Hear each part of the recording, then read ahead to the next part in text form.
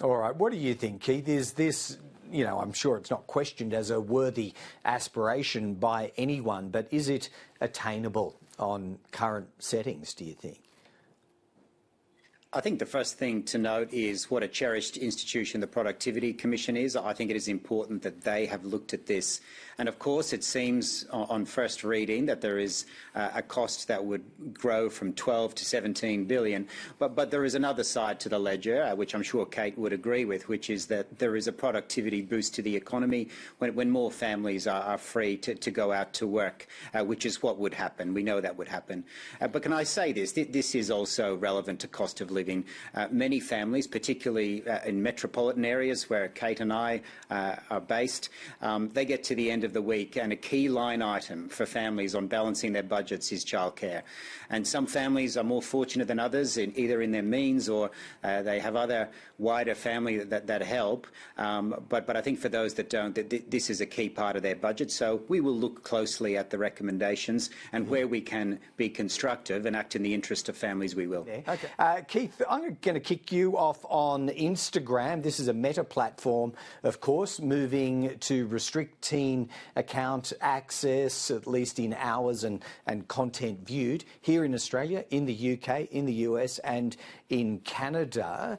Is it worth pressing the pause button now on the age ban legislation that basically the Coalition and the government both agree with in principle, just to see how this works?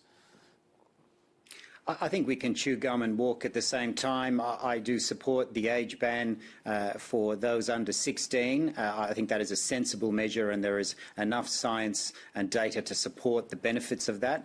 But I also, on the other hand, welcome this development by Meta. And this shows that where legislators put pressure in important areas, and it's about protecting children, then I think there is often a corresponding response. But let's wait and see. My children are probably a little bit older than Kate's, but they're not quite teens. They're on the cusp of teens. So I've had some experience with this. My daughter has tried a Facebook Messenger for kids. And the truth is you don't, as a parent, even if you have access to it, actually have the time to look at it. And there were occasions where I saw her mood change. And I then ended up having a chat to my wife and we decided that wasn't in her interest. So let's not pretend that this is a silver bullet that will fix all of the downsides that come with social media use for minors. Yeah, to Kate's point there, Keith, it does rather demonstrate, doesn't it, that these companies or platforms have the technology and have had the technology at their disposal for quite some time to do the things that Insta are talking about, that is, restricting access after a certain time at night, not pushing notifications to users in the wee small hours, and then otherwise filtering content. It's obviously doable, right?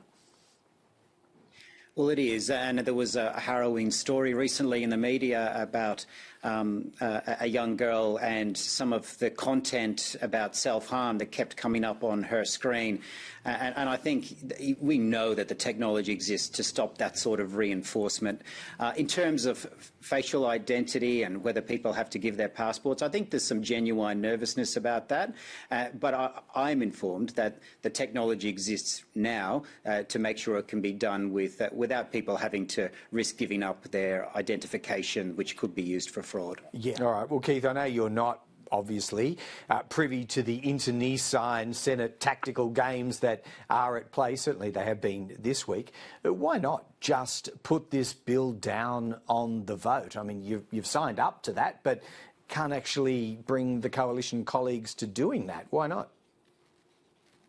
Increasing home ownership is in Liberal Party DNA. In fact, Robert Menzies, the founder of the party, turned his mind to that as a top order issue during World War II, when we had a lot of other things on our mind, because it is central to who we are as a nation. So if this actually made a difference, we would support it. But it's a bad bill that is just not even touching the edges, And it's not about people owning their own home. It's about the Prime Minister having a seat at that table where the government is co-owner of their house. That's not solving home ownership, and that's not the home ownership that Australians value dearly. Yeah. So, of course, we won't support a bad bill, and we would encourage the government to bring a better bill forward. I've heard that argument put before, but it's not compulsion or coercion we're talking about here. Anyone, Keith, who entered into that equity sharing arrangement with the Commonwealth would be doing so by their own free will, wouldn't they?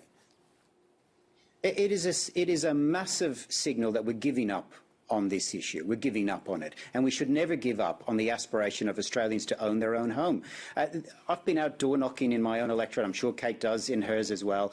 And next to cost of living, housing gets brought up again and again and again. And not one person has told me that this is a bill that they're happy about or that they wished we would pass. No one has raised it with me. Look, I might just get some final thoughts from you, and I'll start this one out with you, Keith, on this incredible story of infiltration, killing and maiming in the Middle East with the exploding paging devices. The whole world's talking about it, of course, but was it proportionate and justified, or perhaps overly provocative in your estimation, Keith? Because it's certainly going to lead to retaliation, isn't it? I don't think it would be responsible for members of the Australian Parliament so soon after this has been reported to give that sort of commentary. But as a general principle, can I say that we are entering a new age of warfare where technology is not being used only on a massive scale, but also on precision attacks as well.